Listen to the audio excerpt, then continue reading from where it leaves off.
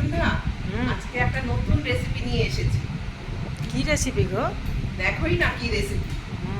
তুমি খেয়েছো কিনা আমি জানি না, দেখো তোমার ভালো লাগে কিনা।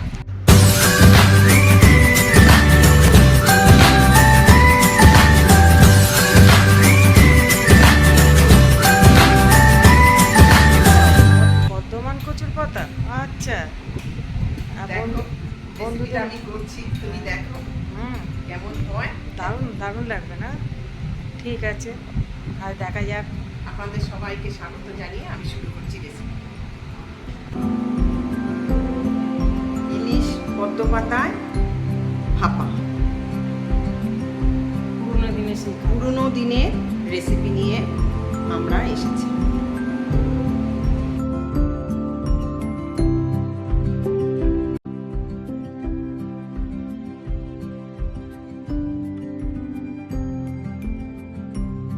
তেল একটু বেশি করে সর্ষের তেলটা দিয়ে দিলাম।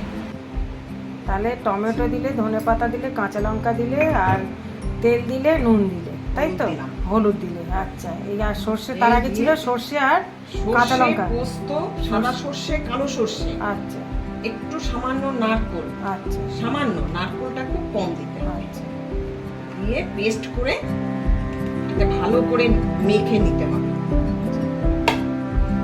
ভালো করে মেখে পাতার মধ্যে সাজিয়ে দিয়ে তারপরে বাঁধতে হবে। মানে কচু পাতাটা কচু পাতা মুচিয়ে নিয়েছি। দেখো কেমন লাগছে বলো। বলো তো কেমন দেখতে লাগছে? দিয়ে এবার পাতাটাকে চাপা দিচ্ছি। ভালো করে আমি চাপা দিয়ে দিই। আচ্ছা, বাহ বাবা, কি সুন্দর মোড়া।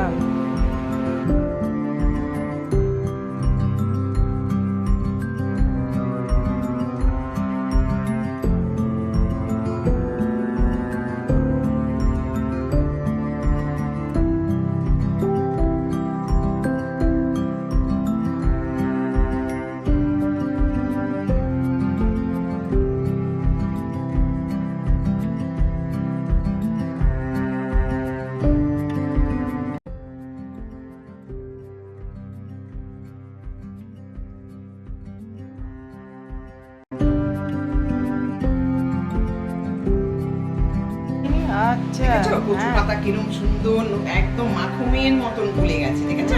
খুব সুন্দর হয়েছে তো।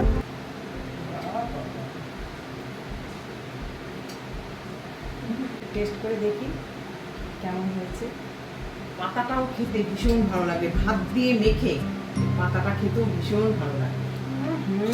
দারুণ হয়েছে, দারুণ। বন্ধুরা, তোমরা একবার টেস্ট করে বাড়িতে বানিয়ে দেখো।